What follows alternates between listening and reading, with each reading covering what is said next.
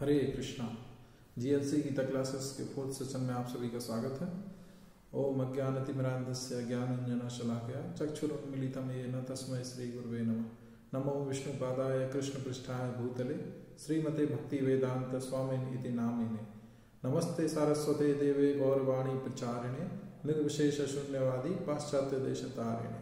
जय श्री कृष्ण चैतन्य प्रभु नित्यानंद श्री अद्वैत गदाधर श्रीवासादि श्री गौर भक्तवृंद।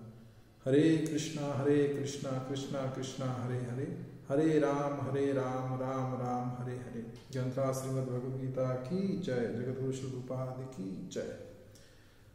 तो कल हमने भगवद गीता के प्रथम अध्याय का अध्ययन किया था, जिसका नाम था कुरुक्षेत्र के युद्ध स्थल में सैन्य निरीक्षण अथवा अर्जुन विषाद योग, जिसमें प्रथम अध्याय के अंतिम श्लोक अर्थात 46वें श्लोक में संजय बता रहे हैं कि अर्जुन काफी मोहग्रस्त होकर और युद्ध न करने के विभिन्न कारण बताकर अंत गत्वा अपने धनुष बाण साइड में रख के और रथ पर बैठ गए हैं। आज से हम दूसरा अध्याय प्रारंभ करेंगे। दूसरे अध्याय का नाम है गीता सार या सांख्य योग। तो इसका नाम प्रभुपाद जी ने गीता सार दिया है। गीता सार क्यों दिया है?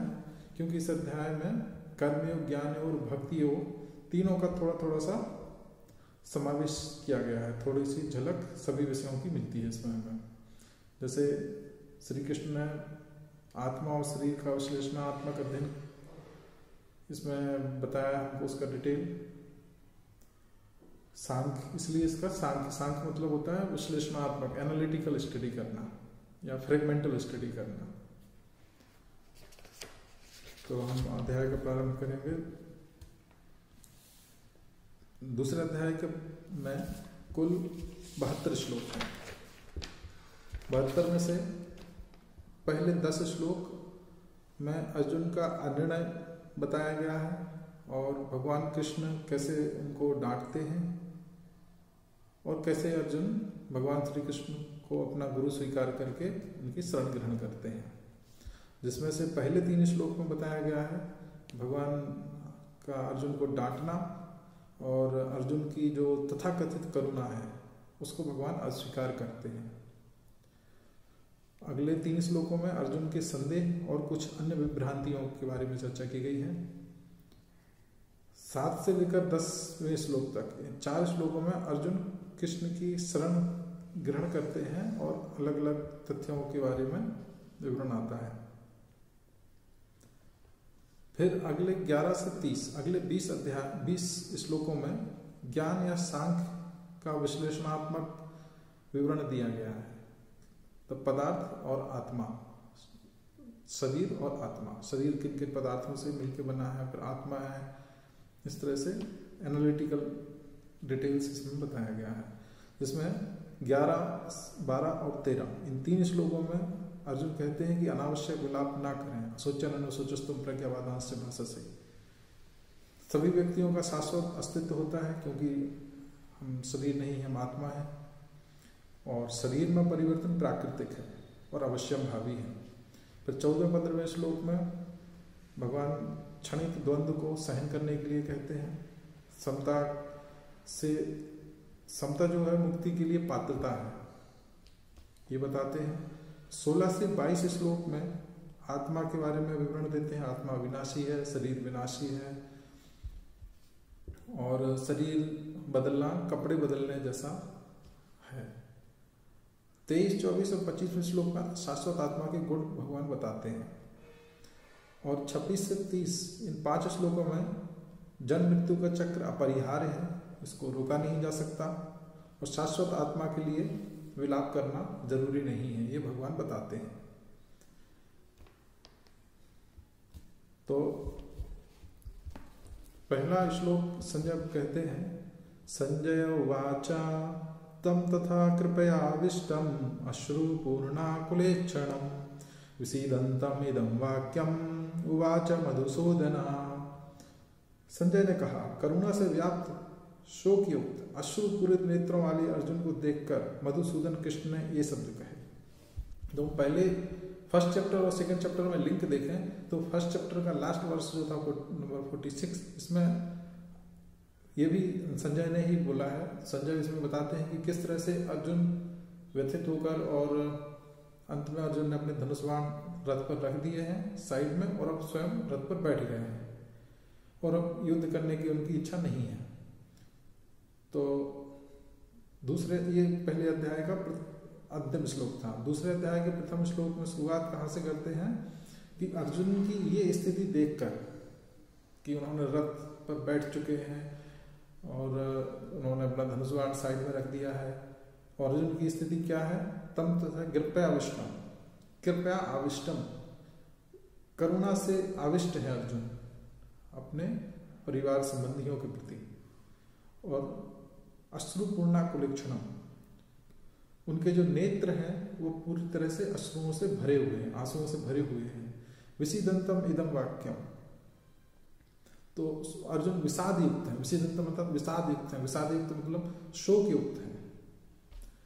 तो अर्जुन की स्थिति को देखकर भगवान ने, श्री भगवान ने ये वचन कहे। अब आगे भगवान अर्जुन को क्या कहेंगे वो दूसरे श्लोक में बताया गया है। तो यहाँ पे जैसे अर्जुन के बारे में कहा है कि अर्जुन करुणा से कृपया विष्टम, करुणा से परिपूर्ण है अर्जुन। लेकिन ये जो करुणा है वास्तव में प्रभुपाद जी तात्पर्य में लिखते हैं, शाश्वत आत्मा के प्रति करुणा ही आत्म साक्षात्कार है। तो ये जो अर्जुन का कंपेशन है ये मिसप्लेस्ड कंपेशन है। Compassion to the soul is the actual self realisation. वास्तव में जो आत्म साक्षात्कार है, प्रभुपाद जी उसकी परिभाषा बताते हैं कि आत्मा के प्रति करुणा दिखाना वो आत्म साक्षात्कार है। लेकिन अर्जुन की अभी जो करुणा है वो किसके प्रति है, संबंधियों के दैहिक पहचान के प्रति। दूसरा प्रभुपाद जी इसमें कहते हैं तात्पर्य में आगे, यह कोई नहीं जानता कि करुणा का प्रयोग कहाँ होना चाहिए। तो वास्तव में ये सभी की स्थिति सामान्य तौर पर है जिसमें हम देखते हैं कि लोगों का कंपेशन है वो मिसप्लेस्ड होता है। ये लोग शरीर के प्रति करुणा करते हैं। जैसे कोई व्यक्ति, लगभग सभी लोग संसार में परेशान हैं, बहुत सारी प्रॉब्लम्स लाइफ में हम देखते हैं, मटेरियल वर्ल्ड में अनएम्प्लॉयमेंट है, डिजीज कंडीशन है, लोग रुग्ण अवस्था से ग्रस्त हैं, भूखे हैं, भूखमरी है, कपड़े नहीं है पहनने को, बहुत सारी ऐसी चीजें हैं। तो सामान्य तौर पर लोग किसी व्यक्ति को कपड़े दे देना पहनने के लिए, या उसको एक टाइम 2 टाइम का खाना खिला देना, या उसके शरीर पर कोई घाव है, कोई उसको बीमारी है तो उसके लिए उसको औषधि का उपलब्ध करवा देना, इसी को करुणा समझते हैं। तो ऐसा नहीं, ये आवश्यक है, ये भी करना चाहिए, लेकिन इससे भी श्रेष्ठ करुणा का स्तर होता है आत्मा के प्रति करुणा, कि व्यक्ति वास्तव में इस स्थिति में आया कैसे। और हमारा वैसे भी एक बार अगर हम किसी को कुछ कपड़े दे देंगे, उसको 2 दिन 4 दिन का खाना खिला देंगे, तो ऐसा नहीं है कि वो शाश्वत काल के लिए सुखी हो जाएगा। ये टेम्परेरी ट्रीटमेंट दे रहे हैं उसको। लेकिन हम अगर उसको आत्मिक स्तर पर जाकर उसकी समस्या का समाधान करेंगे तो परमानेंट सोल्यूशन होगा। और प्रभुपाद जी इसी के बारे में हमको कह रहे हैं। तो वास्तविक करुणा आत्मा के प्रति की करुणा है और उसको आत्म साक्षात्कार कहते हैं। दूसरे श्लोक में श्री भगवान वाचा कुतस्त्वा कस्मलमिदं विस्मय समुपस्थितम अनार्यजुष्टम अस्वर्गम अकीर्तिकरम अर्जुन। तो भगवत गीता में भगवान दूसरे श्लोक से डायरेक्टली बोलना प्रारंभ करते हैं। भगवत गीता में भगवान श्री कृष्ण द्वारा बोला गया प्रथम श्लोक दूसरे अध्याय का दूसरा श्लोक है। इसमें भगवान कहते हैं कुतस्त्वा कस्मलमिदं। ये जो कलमस है, जब अर्जुन को उन्होंने रथ पर बैठे हुए देखा कि उन्होंने अपना धनुष बाण साइड में रख दिए हैं और आंखों में आंसू हैं उनके और दुखी हैं, युद्ध नहीं करने की उन्होंने इच्छा जताई है, तो ये स्थिति देखकर भगवान ने अर्जुन को कहा कि तुम्हारे मन में ये कलमस आया कैसे। कलमस अर्थात ये गंदगी तुम्हारे मन में कैसे आई। विषम समुपस्थितम, इस विषम परिस्थिति में, इस ऑड इवेंट में, इस सिचुएशन में तो संभव नहीं है ऐसा आना, उचित भी नहीं है बिल्कुल भी। मान लीजिए हम किसी व्यक्ति को अपने साथ में सहयोगी बनाकर किसी कार्य करने के लिए कहीं दूर तक जाएं, बड़े प्रयासों से, बड़े प्रयत्न से, और पहुंचने के बाद हम एंड पॉइंट पर, जब सारी तैयारियां हो चुकी हैं, सब प्रिपरेशन कंप्लीट है, एंड पॉइंट पर हम कह दें कि हमें ये नहीं करना, मैं विथड्रॉ करता हूँ, तो जो व्यक्ति साथ में गया है ऑब्वियसली वो पूछेगा ही कि इस सिचुएशन में क्यों, कैसे, एकदम से क्यों ये हृदय परिवर्तन हो गया, तुम्हारा विचार बदल दिया तुमने। और जो कारण भगवान को अर्जुन ने बताए हैं कि ये हृदय परिवर्तन क्यों हुआ है और क्यों वो अपने युद्ध करने के निर्णय से पीछे हट गए हैं, उस सारे कारणों की एक एक करके भगवान खंडन करेंगे आगे भगवद गीता में। अभी क्या कहते हैं भगवान, ये कलमश तुम्हारे हृदय में आया कैसे, इस विषम परिस्थिति में। अनार्यजुष्टम असुरम अकीर्तिकरम अर्जुन, ये जो है अनार्यजुष्टम है। अनार्यजुष्टम आर्य अर्थात highly intellectual and well civilized person. आर्य मतलब बहुत बुद्धिमान व्यक्ति जो आत्मा और जीवन के मूल्य को समझता हो। तो तुम आर्य हो, तुम समझदार हो, बुद्धिमान हो, तुम्हारी जो वंश परंपरा है वो बहुत महान है, लेकिन तुम ये जो बातें कर रहे हो ये अनार्यों जैसी बातें कर रहे हो, तो ये कैसे आया तुम्हारे मन में। अनार्यजुष्टम अस्वर्गम, इससे तुमको स्वर्ग की प्राप्ति नहीं होने वाली। जैसे अर्जुन अपनी करुणा पर सोच रहे हो कि जो मैं करुणा कर रहा हूँ अपने संबंधियों पर, ये बहुत महान कृत्य कर रहा हूँ और बहुत अच्छा कार्य कर रहा हूँ, तो ये अच्छा कार्य नहीं है। भगवान इसमें अर्जुन को सीधा कहते हैं कि इससे तुमको स्वर्ग की प्राप्ति नहीं होने वाली, और अकीर्तिकरम अर्जुन, और ऐसा भी नहीं है कि इससे तुमको कीर्ति प्राप्त हो। जैसे अर्जुन पिछले अध्याय में कहते हैं ना कि मैं विरोधी पक्ष द्वारा अपने गुरु, अपने पितामह, इन लोगों की हत्या करने के बजाय इन लोगों द्वारा मारा जाना प्रेफर करूंगा, वो मेरे लिए ज्यादा श्रेष्ठ है। तो भगवान श्रेय से इस बात को खारिज कर देते हैं कि वो श्रेष्ठ नहीं है। अगर तुम इन लोगों द्वारा मारे जाते हो, निहत्थे होकर, हथियार छोड़कर, तो इससे ना तो तुमको स्वर्ग की प्राप्ति होती है, क्योंकि ऐसा माना जाता है कि क्षत्रिय अगर धर्म युद्ध में युद्ध करे और अगर वो किसी कारणवश वीरगति को प्राप्त हो जाए तो उसको स्वर्ग की प्राप्ति होती है। तो यहाँ पर अर्जुन को स्वर्ग की प्राप्ति इस तरह से नहीं होगी। और अकीर्तिकरम अर्जुन, इससे तुम्हारा अपयश ही फैलेगा संसार में। कोई इस बात को नहीं मानेगा कि अर्जुन इतने महान हैं कि उन्होंने देखो अपने संबंधियों को ऐसे ही छोड़ दिया, इन लोगों ने अर्जुन के प्रति इतना इनजस्टिस किया, इतना अन्याय किया, फिर भी अर्जुन ने सबको क्षमा कर दिया। लोग ये नहीं मानेंगे, तो इससे तुम्हारी कोई कीर्ति नहीं होने वाली। ये कायरता की निशानी है। आगे भगवान अगले श्लोक में कहते हैं क्लेप्यम स्मगमा, अर्थात ये नपुंसक जैसी तुम बातें कर रहे हो, ये कायरता की निशानी है, ये कोई महानता के लक्षण नहीं है। तो इस बात को जो भगवान कहते हैं, इसमें प्रभुपाद जी तात्पर्य में लिखते हैं। अच्छा, एक बात तो यहाँ पे दूसरे अध्याय के दूसरे श्लोक की जो शुरुआत हो रही भगवान के बोलने से, तो यहाँ पे पहले श्लोक किसने बोला, प्रथम अध्याय का प्रथम श्लोक कहा धृतराष्ट्र ने, तो उसको कहा गया धृतराष्ट्र वाचा। फिर आया संजय का दूसरा श्लोक, तो संजय वाचा, फिर अर्जुन वाचा, और अब श्री भगवान वाचा। तो इसमें भगवद गीता व्यासदेव जी ने लिखी है, कंपाइलेशन व्यासदेव जी ने किया है। तो व्यासदेव जी इसमें श्री भगवान वाच की जगह श्री कृष्ण वाच भी लिख सकते थे, लेकिन पूरी भगवद गीता में कहीं पर भी जब भगवान श्लोक बोलते हैं तो श्री भगवान वाच के अलावा अन्य कोई संबोधन भगवान के लिए प्रयुक्त नहीं किया गया है। हर जगह यही कहा गया है श्री भगवान वाचा। ऐसा क्यों? क्योंकि श्री कृष्ण ही भगवान है। शास्त्रों में अगर हम देखें तो भगवान परम सत्य का जो रियलाइजेशन होता है, साक्षात्कार होता है, वो 3 स्तर पर होता है। श्रीमद् भागवतम में आता है प्रथम स्कंद के 2 अध्याय के 11वें श्लोक में, वदंती तत्व तत्वविदः तत्त्वं यज्ञानम् अव्ययम् ब्रह्मेति परमात्मेति ब्रह्मेति परमात्मेति भगवान यदि शब्दते। परम सत्य का रियलाइजेशन 3 स्टेप में होता है, ब्रह्म, परमात्मा और भगवान। तो सर्वोच्च स्तर जो है वो भगवान स्तर का है। तो वो भगवान कौन है? भगवान स्वयं श्री कृष्ण है। ब्रह्म कौन है?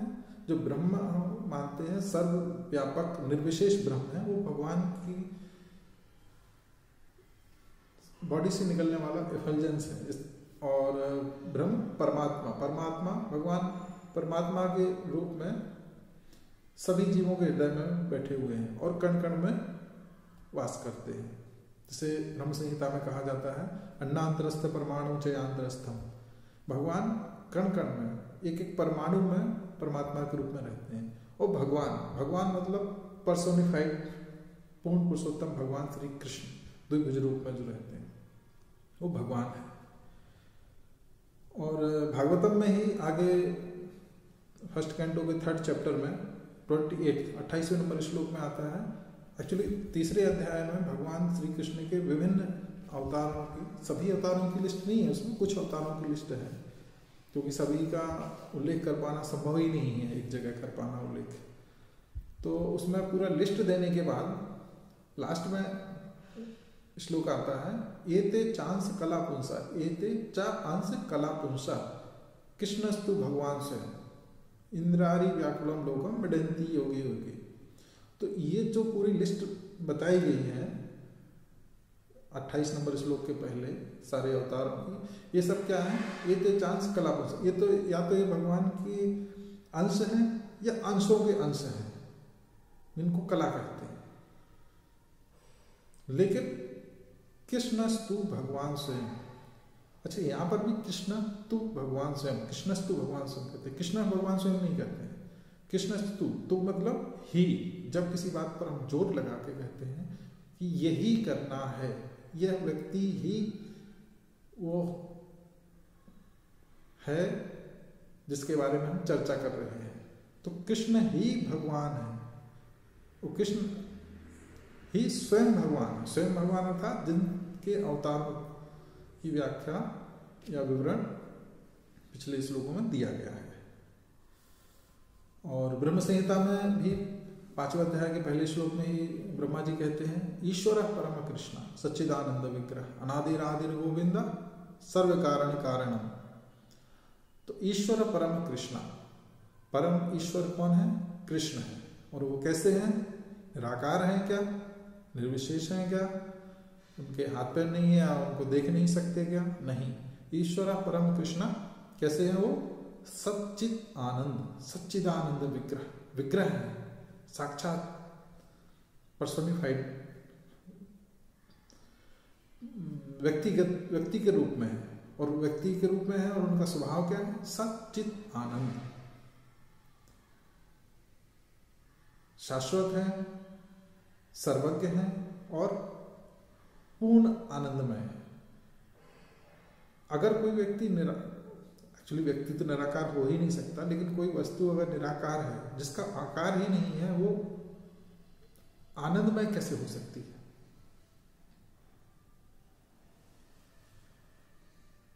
संभव ही नहीं है। तो भगवान श्री कृष्ण ही श्री भगवान है। ये भगवत गीता में इसी कारण से हर जगह श्री भगवान हुआ जाता है। अच्छा, कुछ लोग फिर ये भी कहते हैं, कभी कभी कुतर्क करते हैं, बाहरी तौर से जो भगवत गीता से पढ़ते हैं, स्कॉलर्स लोग जाने जाते हैं, सिर्फ अपना मानसिक व्यायाम करने के लिए जो शास्त्रों का अध्ययन करते हैं, वो कहते हैं कि वास्तव में भगवत गीता कृष्ण ने नहीं कही है, कृष्ण के अंदर कोई एक अन्य परतत्व है, उसने कही है। वास्तव में कृष्ण तो एक माध्यम है, एक निमित्त है, जिनके द्वारा भगवत गीता कोई अन्य व्यक्ति कह रहा है, कोई अन्य शक्ति कह रही है। तो ऐसा नहीं है, क्योंकि हम पहले ही चर्चा कर चुके हैं, पूरी भगवत गीता में भगवान श्री कृष्ण के 40 से ज्यादा नामों का उल्लेख बार बार किया गया है। तो एक जगह गलती होती, 2 जगह गलती होती, वैसे व्यासदेव से गलती कहीं भी नहीं हो सकती है। अर्जुन जो कृष्ण के सामने ही साक्षात बैठे हैं, जो भगवत गीता सुन रहे हैं, उसका श्रवण कर रहे हैं, उनसे भी गलती नहीं हो सकती है। तो भगवान के 40 से ज्यादा नामों का उल्लेख बार बार किया गया है।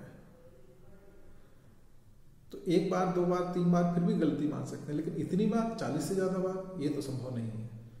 तो यहाँ पर फिर से पुनः ये सिद्ध होता है कि भगवान श्री कृष्ण ने ही भगवत गीता कही है। तो एक तो भगवत गीता भगवान श्री कृष्ण ने कही है, दूसरा श्री कृष्ण ही परम भगवान है।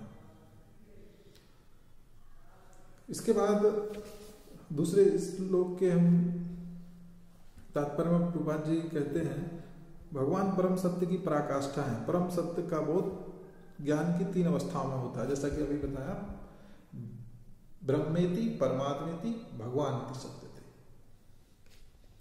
तो इस 3 दिव्य पक्षों को सूर्य के दृष्टांत द्वारा समझा जा सकता है, प्रभुपाद जी बताते हैं।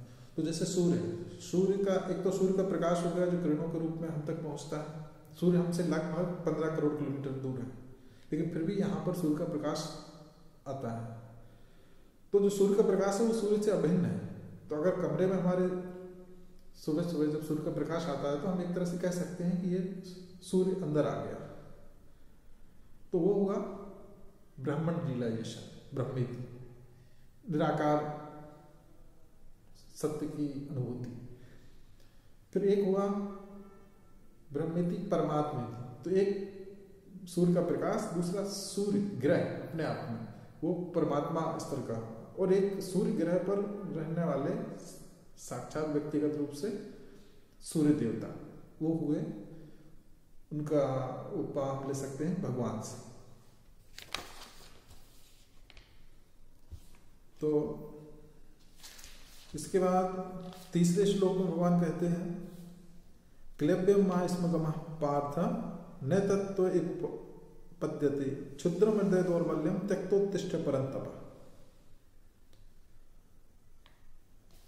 हे प्रतापुत्र, इस हीन नपुंसकता को प्राप्त मत हो। क्लैब्यम मा स्म गमः, क्लैब्यम था नपुंसकता, मा स्म गमः, इसको प्राप्त मत हो पार्थ, हे प्रतापुत्र, कभी नहीं, ना एतत् त्वयि उपपद्यते, ये तुमको शोभा उपपद्यते, अर्थात ये तुमको सूट नहीं करता, तुम्हारी पर्सनालिटी को सूट नहीं करता, शोभा नहीं देता। भगवान यहाँ पे अर्जुन को पार्थ कहते हैं, पार्थ अर्थात प्रथा के पुत्र, मतलब कुंती महारानी के पुत्र। तो अर्जुन को बताते हैं कि तुम कुंती महारानी के पुत्र हो, तुम्हारी माता कितनी महान है। जब किसी व्यक्ति को कोई व्यक्ति थोड़ा सा कुछ निकृष्ट कार्य करता है किसी बड़े घराने का, तो हम उसको उसके वंश परंपरा याद दिलाते हैं, उसके पूर्वजों के बारे में कहते हैं, क्या तुम उसके बेटे होकर ऐसा काम कर रहे हो? तुम्हारे पिताजी, दादाजी, माताजी, नानाजी इतने महान महान चीजें की हैं उन्होंने, और तुम ऐसा निंदनीय कृत्य कर रहे हो। तो यहाँ पर भगवान अर्जुन को पार्थ रूप में संबोधित कर रहे हैं कि तुम कुंती महारानी के पुत्र होकर और ऐसा कार्य कर रहे हो, ये तुमको शोभा नहीं देता है, ना उपपद्यते। क्षुद्रम हृदय दौर्बल्यम त्यक्तोत्तिष्ठ परंतप, परंतप अर्थात शत्रुओं के दमन करता। तो अर्जुन ने इसके पहले बहुत सारे युद्ध किए हैं, उसमें विजय प्राप्त की है। इवन कौरव पक्ष से जितने भी लोग अभी खड़े हुए हैं, लगभग इन सभी लोगों को अर्जुन पहले पराजित कर चुके हैं, और अकेले ही पराजित कर चुके हैं विराट युद्ध में। तो भगवान उनको पुनर्स्मरण करवाते हैं, हे परंतप, हे शत्रुओं को दमन करता, ये चीज तुमको शोभा नहीं देती है। त्यक्तोत्तिष्ठ क्षुद्रम हृदय दौर्बल्यम, ये हृदय की क्षुद्र दुर्बलता को त्यागो, ये हार्ट की वीकनेस है तुम्हारी, इसलिए तुम प्रॉपर डिसीजन नहीं ले पा रहे हो, तो इसको त्यागो।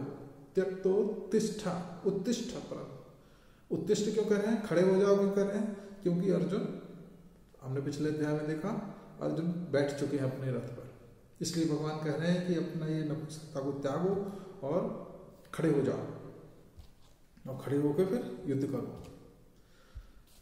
तो जब भगवान उनको ऐसा कहते हैं तो अच्छा, जैसे अभी अर्जुन ने पहले क्या कहा था कि उनके हृदय में करुणा है अपने परिवार संबंधियों के प्रति। कौरव पक्ष में जो लोग खड़े हुए हैं, जो सेना, दोनों सेनाओं के जो सैनिक हैं, वो व्यर्थ ही मारे जाएंगे, उसके लिए अर्जुन के हृदय में करुणा आ रही है। तो भगवान इसको करुणा नहीं कहते, इसको हृदय की दुर्बलता कहते हैं। तात्पर्य में प्रभुपाद जी लिखते हैं, अर्जुन यह तर्क कर सकता था कि वह परम पूज्य भीष्म तथा स्वजनों के प्रति उदार दृष्टिकोण के कारण युद्ध भूमि छोड़ रहा है, किंतु ऐसी उदारता को केवल हृदय दौर्बल्य मानते हैं। ऐसी झूठी उदारता का अनुमोदन एक भी शास्त्र नहीं करता। तो इस तरह की उदारता, इस तरह की कंपेशन, करुणा, ये वास्तविक करुणा नहीं है, बल्कि अर्जुन के हृदय की दुर्बलता है, ऐसा भगवान कहते हैं।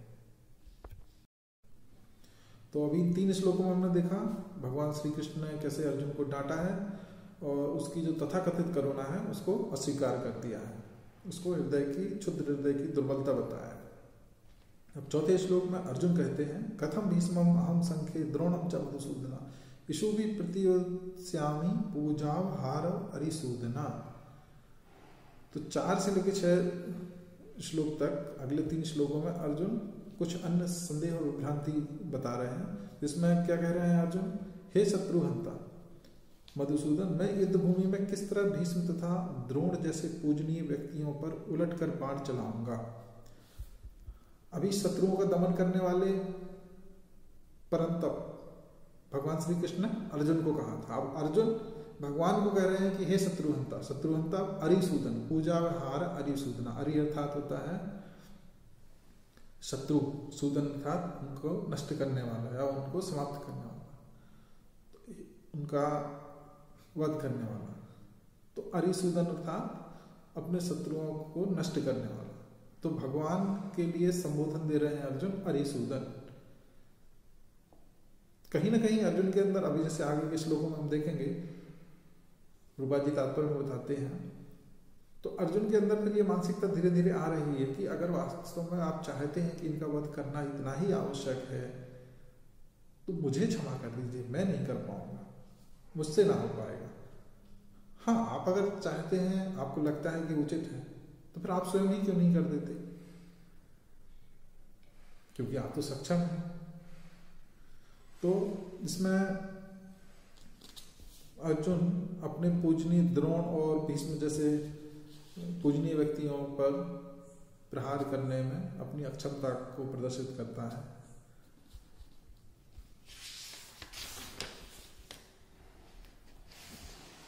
इसमें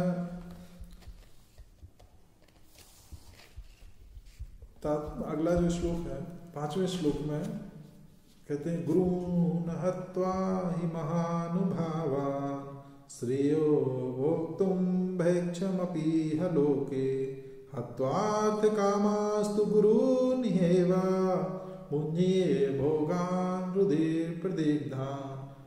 आगे अर्जुन कहते हैं कि गुरु की हत्या करूं मैं, इससे अच्छा तो है मैं भैक्षम अपीह लोके, भैक्षम में भिक्षा मांग के यह लोके, इस लोक इस संसार में अपना जीवन का पालन भिक्षा मांग कर लूं। अपने से श्रेष्ठ अपने पूजनीय व्यक्तियों को मारना उससे ज्यादा श्रेष्ठ है। मान लीजिए अगर मैं इनसे युद्ध नहीं करूंगा, मैं इनको नहीं मारूंगा, तो मुझे राज्य नहीं मिल पाएगा। ठीक है, कोई बात नहीं, मैं क्या करूंगा, मैं अपने जीविकोपार्जन के लिए भिक्षाटन कर लूंगा। लेकिन ये बात उचित नहीं है, क्षत्रिय को ये अर्जुन को शोभा नहीं देती है। यही भगवान ने पहले भी कहा और आगे भी कहेंगे।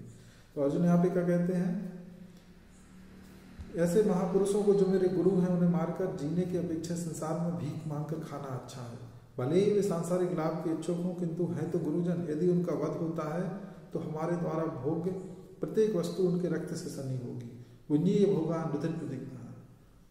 तो सुनने में ऐसा लगता है कि हाँ अर्जुन ठीक कह रहे हैं। मतलब क्या ये हमारे पूजनीय सम्मानीय परिवार के वरिष्ठ जनों बुजुर्गों को हम मारकर उनके खून से उसके रक्त से रक्त रंजित राज्य अगर हम ले भी लेंगे, कुछ भौतिक उपलब्धि हम प्राप्त कर भी लेंगे, तो उसका क्या सार, उससे क्या लाभ?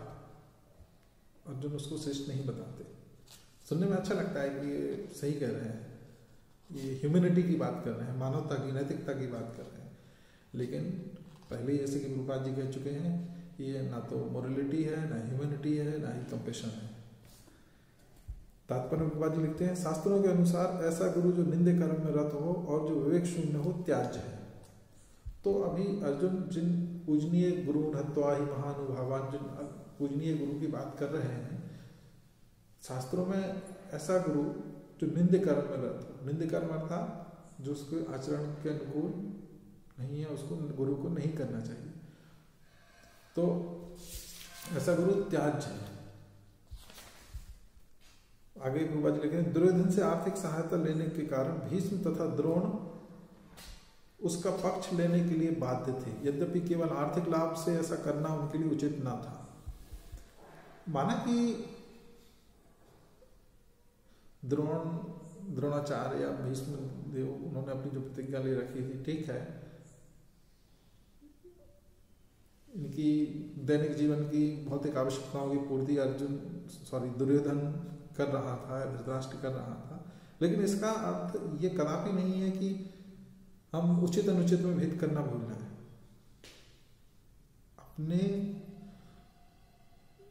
अन्नदाता, अपने स्वामी का सहयोग करना चाहिए, उसके प्रति निष्ठा रखनी चाहिए, लेकिन उसके द्वारा किए जाने हर गलत कृत्य में हमें उसका साथ नहीं देना चाहिए। अगर हम उसका विरोध नहीं कर सकते तो कम से कम उसका साथ तो नहीं देना चाहिए, उसको समझाना चाहिए, समझ जाए तो अच्छी बात है, अगर नहीं समझता तो हमें उसमें सहभागी कदापि नहीं बनना चाहिए। लेकिन ये लोग क्यों बने हुए थे? क्योंकि ये समझते थे कि नैतिक दृष्टि से जो ये कर रहे हैं वही उचित है। सामान्य तौर पर भगवान ने बहुत सारी ऐसी लीलाएं की हैं कि तो उसको समझ सकते हैं, लेकिन साधारण दृष्टि, साधारण बुद्धि वाले जन सामान्य लोग भगवान की वो लीलाओं को नहीं समझ पाते और भगवान पर लांछन लगाने लगते हैं, आरोप लगाने लगते हैं कि भगवान ने अनैतिक कृत्य किए हैं, ये नहीं करना चाहिए था, वो नहीं करना चाहिए था, भगवान को अर्जुन से भी युद्ध नहीं करवाना चाहिए था। ऐसा ये सब नॉनसेंस बातें हैं, क्योंकि हमारी जो मोरलिटी होती है, हमारी जो नैतिकता का स्तर है, जो हमारे स्टैंडर्ड है, वो एक तरह से मोबाइल का जो फ्लैश लाइट होता है ना, उसकी तरह से। अंधेरा है जब, तो मोबाइल की फ्लैश लाइट जलाकर कुछ छोटा मोटा उसका उपयोग कर सकते हैं, लेकिन भगवान की जो मोरलिटी है, भगवान की जो एक्टिविटीज़ हैं, वो सनलाइट की तरह है। तो हमारी एक्टिविटीज़ मोबाइल की फ्लैश लाइट की तरह, भगवान की मोरलिटी सनलाइट की तरह। तो जब दोपहर का सूर्य चमक रहा हो, उसके सामने हम अपनी मोबाइल की फ्लैश लाइट जला के यहाँ वहाँ दिखाते फिरें, तो ये मूर्खता ही है, उसका फिर कोई औचित्य नहीं रह जाता। क्योंकि प्रकाश का उद्देश्य क्या है? वास्तविकता का दर्शन कराना, अज्ञेय वस्तुओं का ज्ञान उपलब्ध करवाना। तो जब सनलाइट ऑलरेडी अवेलेबल है, सूर्य का प्रकाश उपस्थित है, और उसमें फिर अपने मोबाइल की टॉर्च लाइट जला के यहाँ वहाँ घूमते फिरना, देखना और दिखाते फिरना, ये सिर्फ मूर्खता ही है और कुछ नहीं। तो आगे प्रभुपाद जी इसी श्लोक में लिखते हैं तात्पर्य में, ऐसी दशा में भी आचार्यों का सम्मान खो बैठे थे। फिर 6वें श्लोक में अर्जुन कहते हैं, हम यह भी नहीं जानते कि हमारे लिए क्या श्रेष्ठ है, उनको जीतना या उनके द्वारा जीते जाना।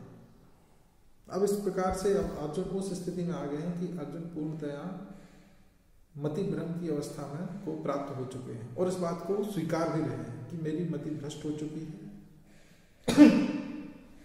अब मैं किसी भी चीज को ना तो समझ पा रहा हूं, क्या मेरे लिए करणीय है, क्या अकरणीय है, कुछ समझ में नहीं आ रहा है। तो 7वें श्लोक में फिर अब अर्जुन क्या कहेंगे? कार्पण्य दोषोपहत स्वभावा पृच्छामि त्वां धर्म सम्मूढ़ चेता यच्छ्रेयस्यान्निश्चितं ब्रूहि तन्मे शिष्यस्तेऽहं साधिमां त्वां प्रपन्नम्। तो एक तरफ तो अर्जुन को क्षत्रिय धर्म के अनुसार और वास्तविक में धर्म के अनुसार युद्ध करना चाहिए, लेकिन दूसरी तरफ कुछ जो उसके मनगढ़ंत धार्मिक नियम है, नैतिकता के नियम, उसके अनुसार उसको युद्ध नहीं करना चाहिए, ऐसा उसको लगता है। तो द्वंद्व की स्थिति में आ गया, उसको समझ में नहीं आ रहा क्या करना चाहिए क्या नहीं करना चाहिए। तो फिर भगवान को कहता है कार्बन दोषों का हत स्वभाव पृच्छामि त्वां धर्मसंहिता, मैं अपनी कृपण दुर्बलता के कारण अपना कर्तव्य भूल गया हूं और सारा धैर्य खो चुका हूं। ऐसी अवस्था में मैं आपसे पूछ रहा हूं कि जो मेरे लिए श्रेयस्कर हो उसे निश्चित रूप से बताएं। अब मैं आपका शिष्य हूं और आपका शरणागत हूं, कृपया मुझे उपदेश दें। अब अर्जुन भगवान के चरणों में फुली सरेंडर्ड सोल बन चुके हैं, पूरी तरह से भगवान की शरण ले ली है और कहते हैं कि अब मैं आपके शरणागत हूँ, मैं आपका शिष्यत्व स्वीकार करता हूँ और अब मेरे लिए जो श्रेयस्कर है, मेरे लिए जो उचित है वो आप बताइए। तो ये श्लोक हमको बताता है कि हमें वास्तव में भगवत गीता का श्रवण कैसे करना चाहिए, भगवत गीता को हमें कैसे समझने का प्रयास करना चाहिए। यदि हम स्कॉलर बनकर या स्कॉलर बनने के लिए अपनी बुद्धि बल का प्रयोग करते हुए और इस तरह से हम भगवत गीता समझने का प्रयास करेंगे तो संभव है कि हम भगवत गीता का स्ट्रक्चरल कंपोनेंट्स उसके सारे हम रट लें, सब हम याद कर लें, किसने कितने श्लोक बोले हैं, किस श्लोक में किसने क्या बोला है, किस अध्याय का नाम क्या है, किस अध्याय में कितने श्लोक हैं, उसकी व्याकरण क्या है, प्रथम पुरुष कहाँ है, उत्तम पुरुष कहाँ है, एक वचन, द्विवचन, बहुवचन, विभक्तियाँ, ये सब हम पढ़ सकते हैं, याद कर सकते हैं। लेकिन भगवद गीता का वास्तव में जो उद्देश्य है, जो उसका मर्म है, वो हम नहीं समझ पाएंगे। वो हम कब समझ पाएंगे? वो हम सिर्फ तभी समझ पाएंगे जब हम अर्जुन की भांति शिष्यस्ते हम साधि माम त्वाम प्रपन्ना, जब हम भगवान की शरण ग्रहण कर लेंगे और उनको गुरु के रूप में स्वीकार कर लेंगे।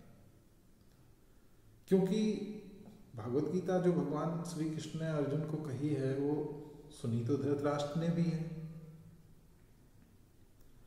संजय वाचा जो आता है ना, सबसे पहले शुरुआत हुई थी धृतराष्ट्र वाचा। धृतराष्ट्र ने पूछा, धृतराष्ट्र के एक प्रश्न पर ये पूरी भगवत गीता का विवरण अर्जुन ने कब क्या कहा, भगवान श्री कृष्ण ने क्या कहा, ये सब कुछ संजय धृतराष्ट्र को बताते हैं। तो ज्ञान की दृष्टि से देखा जाए तो धृतराष्ट्र ने भी भगवत गीता सुनी है, लेकिन क्या धृतराष्ट्र के हृदय का परिवर्तन हुआ? नहीं हुआ। इमीडिएटली, कंटेम्परेरीली, वहीं पे तुरंत के तुरंत सुनते हुए भी धृतराष्ट्र के हृदय में वांछित परिवर्तन नहीं हुआ। तो इस तरह से अगर हम भी भगवत गीता सिर्फ ज्ञानार्जन करने के लिए, अपना मेंटल एक्सरसाइज करने के लिए और इंटेलेक्चुअल नॉलेज, अपना इंफॉर्मेशन बढ़ाने के लिए करेंगे तो हमको भगवत गीता से कोई लाभ नहीं होगा, ना हमको कोई चीज़ ऐसे में समझ में आएगी। तो भगवत गीता का श्रवण कैसे करें, ये इस श्लोक में हमें बताया गया है। कैसे करें? शिष्यस्ते हम शादी माम त्वाम प्रपन्नम, अब मैं आपका शिष्य हूँ, आपका शरणागत हूँ, कृपया मुझे उपदेश दें। अब भगवान जो कहेंगे वो अर्जुन करेंगे। हाँ, कुछ कुछ कहीं कहीं पर भगवान से अर्जुन प्रश्न करेंगे, तो ऐसी शंकाएं अगर कभी में होती हैं तो हमें अपने गुरु वैष्णवों से हम उसके बारे में चर्चा कर सकते हैं, लेकिन उसको सिरे से खारिज कर देना ये उचित नहीं है। तात्पर्य में प्रभुपाद जी लिखते हैं, यह प्राकृतिक नियम है कि भौतिक कार्यकलाप की प्रणाली ही हर एक के लिए चिंता का कारण है। समग्र वैदिक ग्रंथ हमें यह उपदेश देते हैं कि जीवन की अनचाही उलझनों से मुक्त होने के लिए प्रामाणिक गुरु के पास जाना चाहिए। ये उलझनें दावाग्नि के समान है। दावाग्नि अर्थात फॉरेस्ट फायर, जंगल में लगने वाली आग।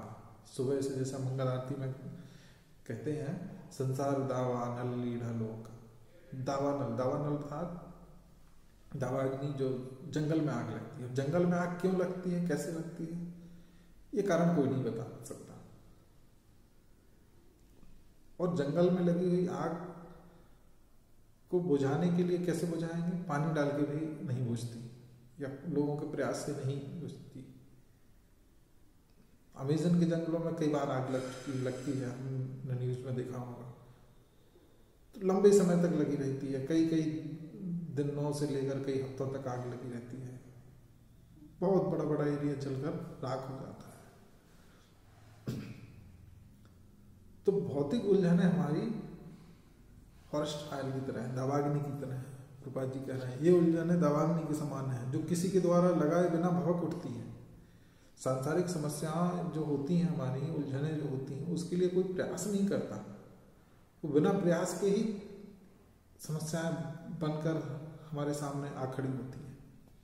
इसी प्रकार विश्व की स्थिति ऐसी है कि बिना चाहे जीवन की उलझनें स्वतः उत्पन्न हो जाती हैं। कोई नहीं चाहता कि आग लगे, किंतु फिर भी वह लगती है और हम अत्यधिक व्याकुल हो उठते हैं।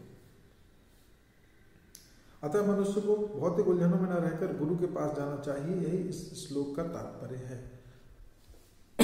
तो हमारी जो भी समस्याएं हैं उनका समाधान आध्यात्मिक स्तर पर ही संभव हो सकता है। हम पहले भी इस बारे में चर्चा कर चुके हैं, और आध्यात्मिक समाधान के लिए हमें गुरु, वैष्णव, साधु इनकी शरण लेनी चाहिए, जिस प्रकार अर्जुन ने भगवान श्री कृष्ण की शरण ली।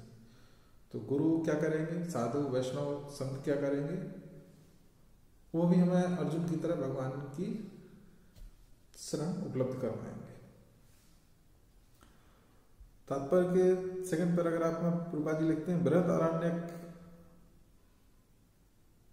उपनिषद में व्याकुल व्यग्र मनुष्य का वर्णन इस प्रकार हुआ है। यो वा एतद अक्षरम गार्ग्य विदित्वास्मान लोकात् प्रयति स कृपण। कृपण वह है जो मानव जीवन की समस्याओं को हल नहीं करता और आत्म साक्षात्कार के विज्ञान को समझे बिना कुकर सुकर की भांति संसार को त्याग कर चला जाता है। तो अर्जुन ने यहाँ पर स्वयं को क्या कहा है, कृपण। और कृपणता की परिभाषा क्या है, बृहदारण्यक उपनिषद में जो बताया गया है, जो व्यक्ति अपने जीवन की समस्याओं को हल नहीं करता और आत्म साक्षात्कार के लिए प्रयत्न किए बिना सुकर कुकर की भांति अपना जीवन नष्ट कर देता है, वह कृष्ण का शिष्यत्व ग्रहण करता है। वह मित्रतापूर्ण बातें बंद करना चाहता है। गुरु शिष्य की बातें गंभीर होती हैं। तो चूंकि अभी तक जो बात चल रही थी भगवान श्री कृष्ण और अर्जुन के बीच में, ये फ्रेंडली टॉक चल रहा था, मित्र बातें चल रही थी। मेरी ये प्रॉब्लम है, क्या किया जाए, ऐसा करें कि ना करें। तो भगवान ने भी कहा कि ये तुमको सूट नहीं करता, तुम्हारी पर्सनालिटी को, तुम प्रथा के पुत्र हो, ये क्या, तुमको ना तो इससे स्वर्ग मिलने वाला है, ना तुम्हारी फेम मिलने वाली है, और टोटली तुम ये बहुत ही गर्हित कार्य कर रहे हो। तो इस अवस्था में आने के बाद फिर अल्टीमेटली पूरा एक अध्याय समाप्त हो गया, और दूसरे अध्याय के 6 श्लोक के बाद 7वें श्लोक में अर्जुन भगवान श्री कृष्ण की शरण ग्रहण करते हैं और उनको अपने गुरु के रूप में स्वीकार करते हैं, उनका शिष्यत्व स्वीकार करते हैं। तो प्रभुपाद जी कहते हैं कि गुरु और शिष्य की बातें गंभीर होती हैं, उसमें हंसी ठिठोली, हंसी मजाक वाली बातें या टाइम पास वाली बातें, भौतिक विषयों पर चर्चाएं नहीं होती। पॉलिटिक्स में क्या चल रहा है, बॉलीवुड में क्या चल रहा है, ये सब बातें गुरु से नहीं की जाती। गुरु का अर्थ होता है भारी, हैवी। तो गुरु से जो बातें होती हैं वो भी गंभीर होती हैं, और अर्थात आत्मा परमात्मा के स्तर की बातें होती हैं। हमारी समस्याओं का मूल कारण क्या है, उसका समाधान क्या है, ये बातें गुरु से होती हैं।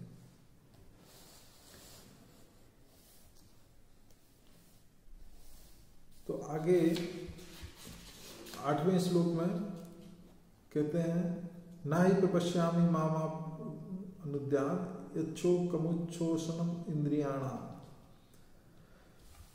मुझे ऐसा कोई साधन नहीं दिखता जो मेरी इंद्रियों को सुखाने वाले इस शोक को दूर कर सके। पहले अर्जुन ने कहा था कि मेरा मुखम च परिशुष्यति सीदंती मम गात्राणि त्वक च परिदेहति, मेरी त्वचा जल रही है, मुख सूख रहा है, मेरा शरीर पूरा थर थर कांप रहा है। तो मेरी इंद्रियों को सुखाने वाले ये जो शोक है, इसका क्या समाधान है, मुझे कोई इसका हल दिखाई नहीं देता। ना ही कोई ऐसा व्यक्ति दिखाई देता है जो इसका समाधान मुझे दे सके। तो जिस जगह अर्जुन खड़े थे उस जगह बहुत सारे लोग खड़े हुए थे। इतने सारे लोगों में से अर्जुन ने सिर्फ भगवान को चुना कि आप मुझे बताइए, अब सिर्फ आप ही एकमात्र मेरे लिए सहारा है और आप ही मेरे लिए समस्याओं का समाधान कर सकते हैं। तो आप बताइए मैं क्या करूं, मेरे लिए क्या श्रेयस्कर है। स्वर्ग पर देवताओं के अधिपत्य की तरह इस धन धान्य संपत्ति सारी पृथ्वी पर निष्कंटक राज्य प्राप्त करके भी मैं इस शोक को दूर नहीं कर सकूंगा। तो यहाँ पे बताया कि अर्जुन का जो प्रॉब्लम है, जो समस्या है, शोक का जो कारण है, वो स्वर्ग की भांति भी अगर धन धान्य और संपत्ति, स्वर्ग की संपदा भी उनको प्राप्त हो जाए तब भी उनका शोक दूर नहीं होगा। सामान्य तौर पर हमको लगता है कि हमारी जो संसार में समस्याएं हैं उन सारी समस्याओं का सॉल्यूशन एक ही है, क्या है? धन।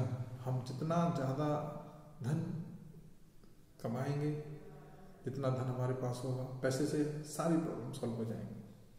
ये हमको लगता है, एक भ्रांति है, लेकिन ऐसा होता नहीं है।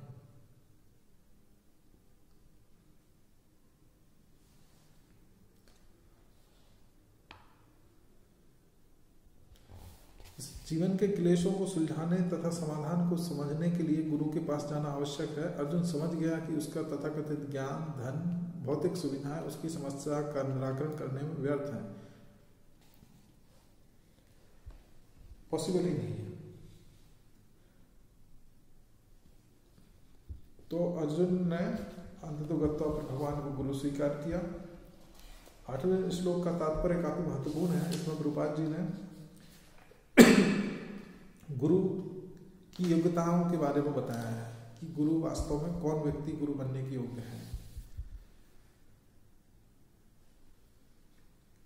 चैतन्य चेतामृत में आता है कि वह विप्र की वह न्यासी शूद्र के ने है, शूद्र के ने है, ये कृष्ण तत्ववेत्ता से ही गुरु है।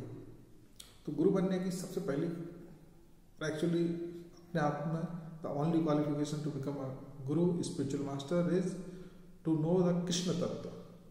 कृष्ण तत्व क्या है? जो व्यक्ति कृष्ण तत्व जानता है वही गुरु बनने के योग्य है। अन्यत्र पद्म पुराण में वर्णन आता है, सटकर्म निपुणो विप्रो मंत्र तंत्र विशारदा अवैष्णवो गुरु न स्यात् वैष्णव स्वपचो गुरु। विद्वान ब्राह्मण भले ही वह संपूर्ण वैदिक ज्ञान में पारंगत क्यों न हो, यदि वह वैष्णव नहीं है या कृष्ण भावनामृत में दक्ष नहीं है तो गुरु बनने का पात्र नहीं है। किंतु शूद्र यदि वह वैष्णव या कृष्ण भक्त है तो गुरु बन सकता है। तो गुरु बनने के लिए योग्यता क्या है? शास्त्रों में पारंगत होना, बहुत ज़्यादा ऐसा कोई आवश्यकता नहीं है। बहुत हाईली स्कॉलर, हाईली इंटेलेक्चुअल होना जरूरी नहीं है। विशेष जाति, विशेष वर्ण से आने की भी कोई आवश्यकता नहीं है। मूल आवश्यकता क्या है? गुरु बनने की योग्यता सिर्फ एक ही है, जो वैष्णव हो, विष्णु तत्व को, कृष्ण तत्व को समझे, वही वास्तव में गुरु बन सकता है। हम लोग जैसे, चूंकि हमको पूरा उतना ज्ञान उपलब्ध नहीं है, समाज में नहीं ऐसी कोई संस्था है जो हमको वास्तविक ज्ञान दे, तो हम लोग समझने लगते हैं स्कूल में जो हमको पढ़ाने वाले टीचर्स हैं, कॉलेजेस में जो पढ़ाने वाले टीचर्स हैं, वो हमारे गुरु हैं।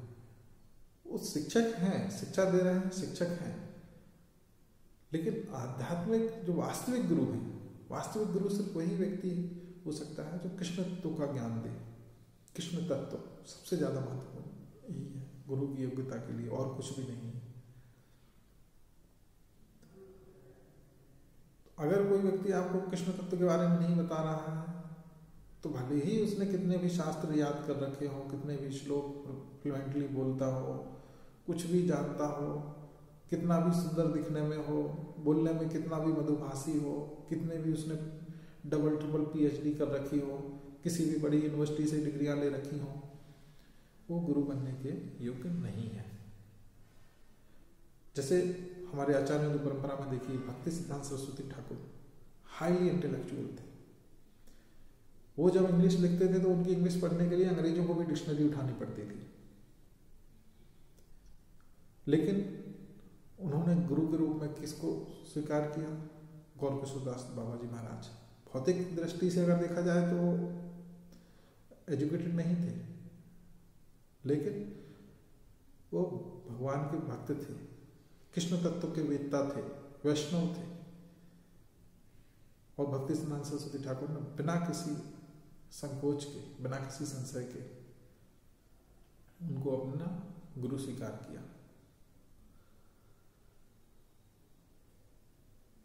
एक काफी पुराना दोहा है, शायद कबीरदास जी का है, स्कूल में पढ़ा था मैंने, आप लोगों ने भी सुना होगा।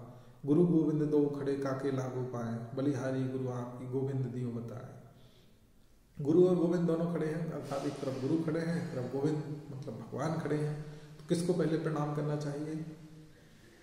पहले गुरु को करना चाहिए। क्यों?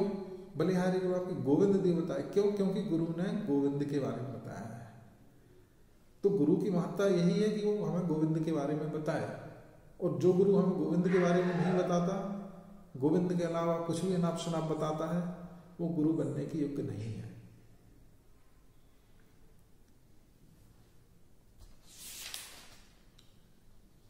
आगे प्रभुपाद जी तात्पर्य में लिखते हैं, यदि आर्थिक विकास तथा भौतिक सुख किसी के पारिवारिक, सामाजिक, राष्ट्रीय या अंतर्राष्ट्रीय अवस्था से उत्पन्न हुए शोकों को दूर कर पाते, तो अर्जुन यह ना कहता कि पृथ्वी का अप्रतिम राज्य या स्वर्गलोक में देवताओं की सर्वोच्चता भी उसके शोकों को दूर नहीं कर सकती।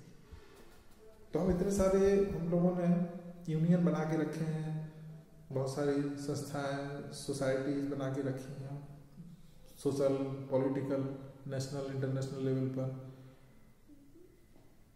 समाज में शांति स्थापित करने के लिए, समाज की समस्याओं को हल करने के लिए, आर्थिक विकास करने के लिए। लेकिन आर्थिक विकास मात्र ही अगर हमारे शोक, हमारे कष्टों को, समस्याओं को दूर करने में सक्षम होता, तो जैसा प्रभुपाद जी ने यहाँ पे लिखा है कि अर्जुन ये ना कहता कि मुझे स्वर्ग की संपत्ति भी, देवताओं जैसा वैभव भी अगर मिल जाए तब भी मेरा शोक दूर नहीं होगा। वास्तव में अर्जुन इतने सक्षम थे, यहाँ पर युद्ध नहीं भी करते। हालांकि उन्होंने कहा कि मैं भिक्षाटन करना ज्यादा श्रेयस्कर समझता हूँ उनकी हत्या करने के बजाय, लेकिन अर्जुन कहीं और से भी प्रयास करते, कहीं पर से भी सामर्थ्य उनमें इतना था कि वो स्वर्ग का राज्य भी ले सकते थे। लेकिन चूंकि अर्जुन बुद्धिमान है, धर्म तत्व के वेदता हैं, वो ऐसा कोई कृत्य नहीं उन्होंने किया। आगे प्रभुपाद जी लिखते हैं, भगवद गीता जिसकी पुष्टि करती है, छीने पुण्य मर्त्य लोके विसंधि। जब पुण्य कर्मों का फल समाप्त हो जाते हैं तो मनुष्य सुख के शिखर से जीवन के निम्नतम स्तर पर गिर जाता है। इस तरह से विश्व के अनेक राजनीतिज्ञों का पतन हुआ। बहुत सारे राजा महाराजा हुए, इतिहास में हम देखते हैं। उनका एक समय रहा और एक समय फिर ऐसा भी आया कि उनका ऐसा पतन हो गया कि बहुत ज्यादा कुछ नाम भी नहीं उनका रहा। इसके बाद 9वें श्लोक में संजय कहते हैं, एवं उक्त्वा ऋषिकेशम गुडाकेश परम तपा न युत्सेति गोविंदम उक्त्वा तूष्णीम बभूवः। संजय ने कहा, इस प्रकार कहने के बाद शत्रुओं का दमन करने वाला अर्जुन कृष्ण से बोला, हे गोविंद, मैं युद्ध नहीं करूंगा, और चुप हो गया। तो अर्जुन ने सारी चीजें बताई और उसके बाद फिर आखिर में सीधा बोल दिया भगवान को कि मैं युद्ध नहीं करूंगा, और चुपचाप बैठ गया। तो धृतराष्ट्र से जो वार्तालाप चल रहा है अभी संजय का, तो ये सुनकर तो धृतराष्ट्र को कितनी प्रसन्नता हुई होगी। बहुत अच्छा हुआ, अब दुर्योधन राजा बन जाएगा, उसको कोई समस्या नहीं होगी, क्योंकि अर्जुन तो बैठ गया है। और अर्जुन जब चूंकि बैठ गया है, युद्ध नहीं करने वाला है, स्पष्ट रूप से उसने मना कर दिया है, तो बाकी लोग तो क्या ही युद्ध करेंगे। फिर 10वें श्लोक में एक्चुअली जैसे जब भगवान आगे भगवद गीता में श्लोक आगे जो वर्णन आता है तो भक्त जब उसको पढ़ते हैं, सुनते हैं, तो बड़ा उनको आनंद की अनुभूति होती है। संजय भी जब उनको सुनते थे, संजय हृदय से बड़े हर्षित होते थे कि आह, भगवान ने अब ये कहा, भगवान ने वो कहा। बड़े हर्ष के साथ, बड़ी प्रसन्नता के साथ भगवान की वाणी, भगवान के द्वारा कही गई बातें धृतराष्ट्र को सुनाते थे संजय। लेकिन ये सब सुनकर धृतराष्ट्र को प्रसन्नता नहीं होती थी। वास्तव में भगवान की वाणी सुनकर भगवान ने क्या कहा इसके बारे में जिज्ञासा मात्र से ही भक्तों का हृदय आनंदित हो उठता है। लेकिन धृतराष्ट्र को और क्रोध और इरिटेशन होता था कि जब अर्जुन बैठ गया है युद्ध नहीं करने के लिए, उसने मना कर दिया कि मुझे नहीं लड़ना, मैं अपना के जैसे करके काम चला लूंगा, तो फिर कृष्ण क्यों बार बार उसको उकसा रहे हैं, क्यों उसको प्रोवोक कर रहे हैं? ऐसी होती है कलुषित बुद्धि। जब बुद्धि भ्रष्ट हो जाती है और हम भगवान के प्रति शरणागत नहीं होते हैं, तो हमें परम भगवान के द्वारा कही गई बातें भी हमारे हृदय को चुभती हैं, कष्ट देती हैं, हमें अच्छी नहीं लगती।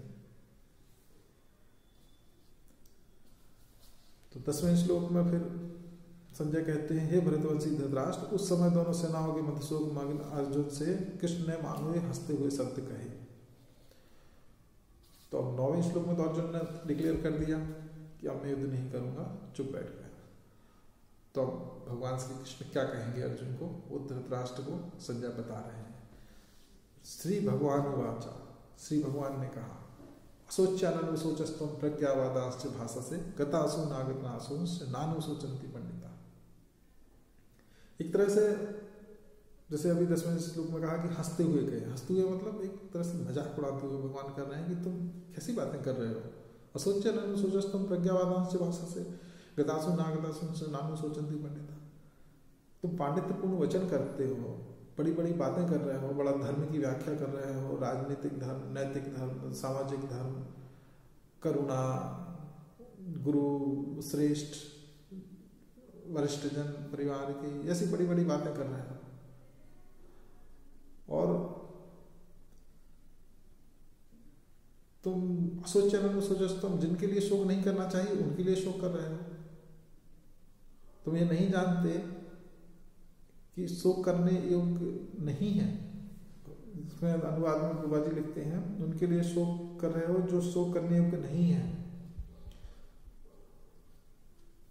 नानु सोचन्ति पंडिता गतासु नागतासु नानु सोचन्ति पंडिता। जो पंडित लोग वास्तव में होते हैं, जो विद्वान होते हैं, वो क्या करते हैं, वे ना तो जीवित के लिए शोक करते हैं और ना ही मृत के लिए शोक करते हैं।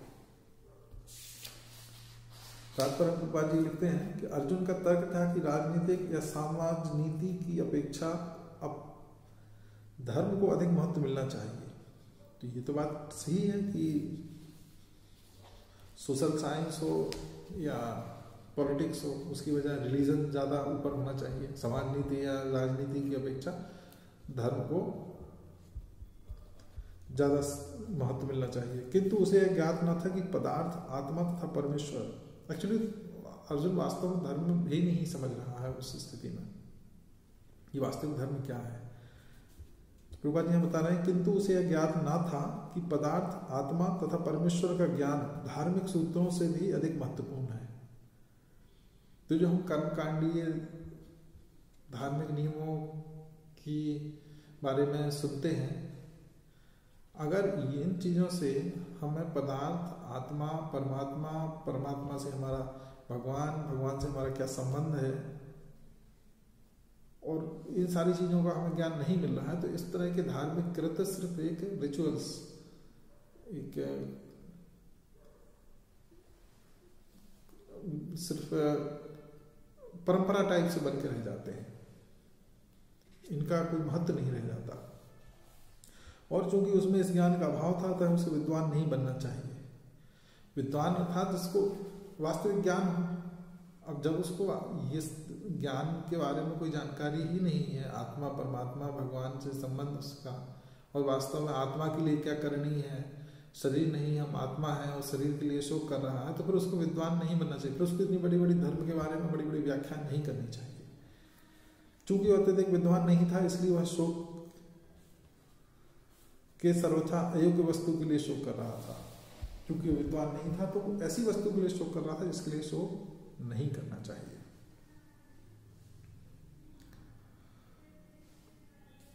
तो यहाँ पे हमने 11 श्लोक तक पढ़ लिए हैं।